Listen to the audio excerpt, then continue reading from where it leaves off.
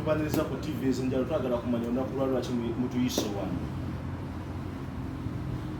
Amanya gange nze Kasumba Steven, nze CEO wa Boys Investments.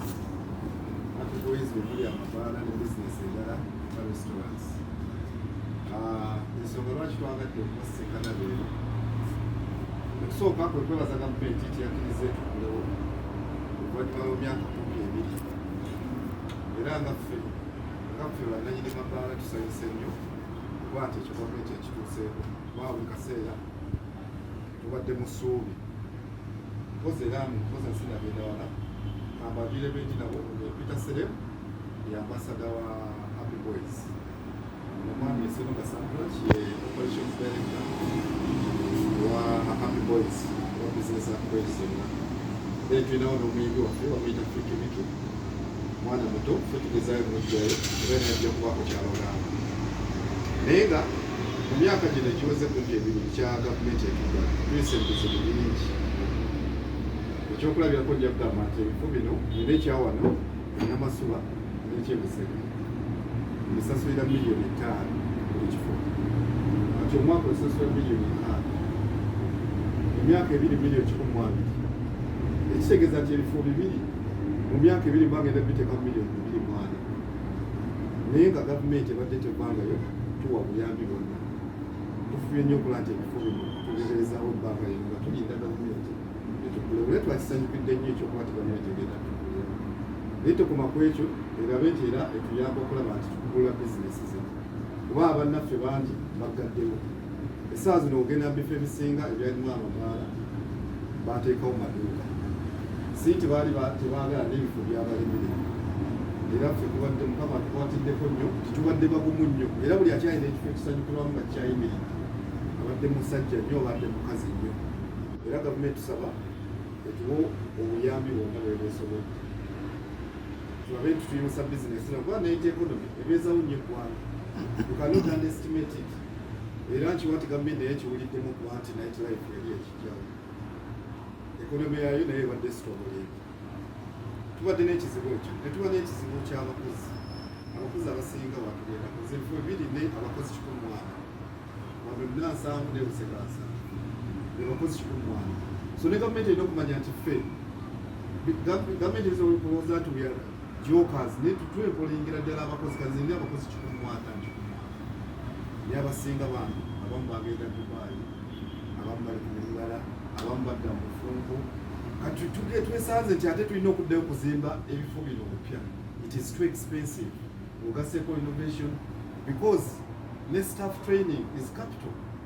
Kati abo bonna abakozi obaddamu batereza business ogitereeza nga bwe yali ebizibu bye tusanga. Kati abakozi buli gwokubira essimu agamba ayo nabivaamu, nadda ku kino, kati nafumbiro. Kati nebbanga lyetulina ate kati tutandise okulaba nti teritumala almost okola ki okuba sente, naye nga tugenda kuba nti tugezaako nga tusobola okuba nti tuopeninga tujja kigira naye tufunye obuzibu okuba nti abakozi bonna badda. Era kati ekizibu kyetulina nti ebifo bino kibanga nnyumba mpya gy'ozimba n'ogireka awo woddeyo gikeberako mu mwaka ebayonooneka nga ate yali mpya nga wagimanyiriza. Kandi ebifo bino bangi byonoonese nnyo, ebintu ebisinga byetaaga kuddaabiriza, ebintu byaffe byonoonese. So tulina obuzibu bw'amaanyi nnyo. Naye tukasaba kasitoma baffe nti 20 munjawo zinaawerera tujja kuba tuli set okuba nti tuguddewo tuddemu bawa night life ey'omulembe, kuba buli kifo kati buli kifo kitegese ekintu kyanjawulo. Naffe tulina byetegese, tugenda kukyusiza ddala ebifo byaffe biddewo ffe ate abantu babijjemu nga birabikira ddala bulungi. Oba gavumenti eyinza okugamba ebiseera ebisinga yeekwasa nti naye abatamiivu basobola okontrolinga.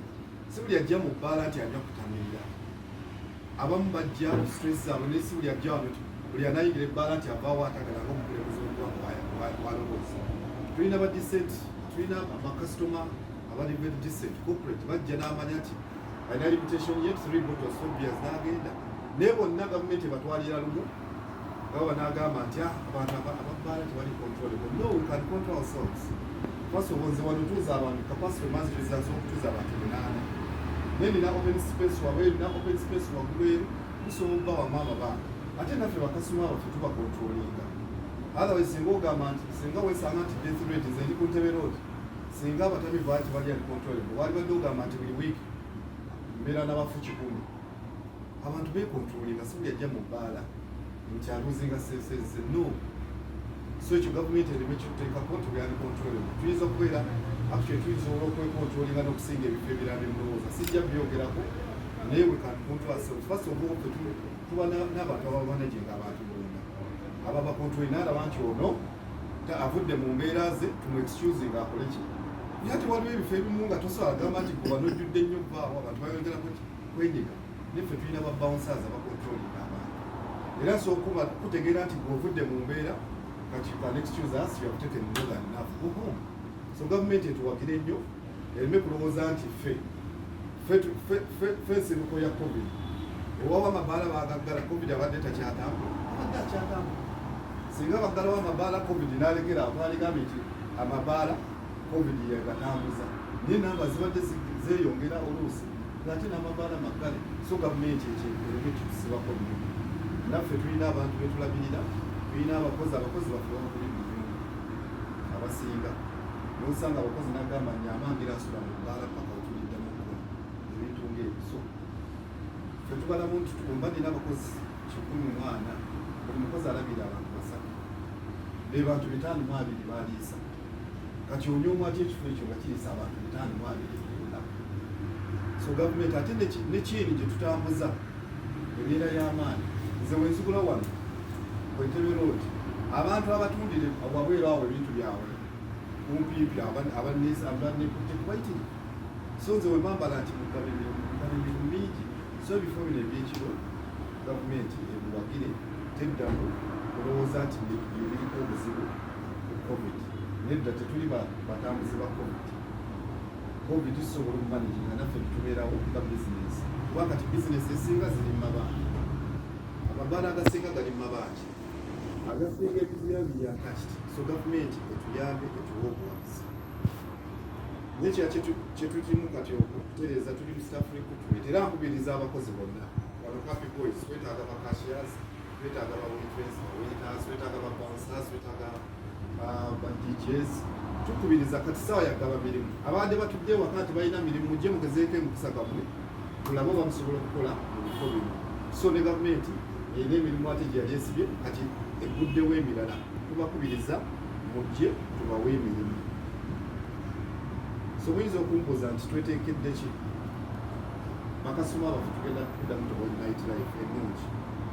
Ffe si kwewaana ne ku Ntebe Road ffe nze ndowooza tweyita the lion of Ntebe Road.